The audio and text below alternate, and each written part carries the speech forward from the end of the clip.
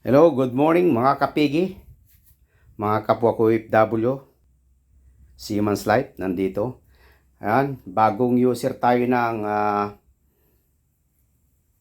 PedPro, PedPro, ayan.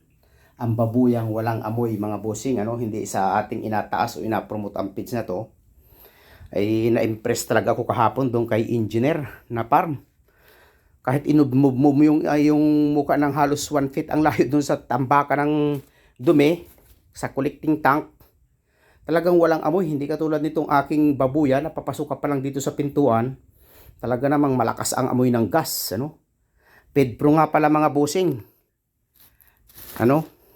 I-promote ko na rin kasi to Bison, in God's will tayo ay magiging dealer nito. Shout out pala sa ating mabait na engineer na nakilala kahapon, na siyang unang dealer dito sa Ilocos Norte na tayo ay tinulungan kung papaano.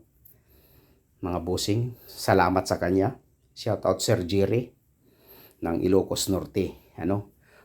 Mag-direct message lang kayo dun sa mga makakapanood nito dito sa Ilocos Norte na gustong gumamit ng babuyang walang amoy. Talaga bossing, promise, kung talagang kayo nagdududa, pwede kayong bumisit sa kanyang farm.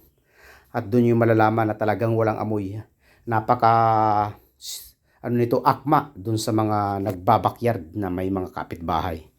Talagang hindi mangangamoy mga bossing. Hindi katulad niyan, nirereklamo kami ng kapitbahay namin dyan. At ito ngayon ay sinusubukan ko na, nagsisimula na tayo dito. PedPro pala mga bossing. Yan.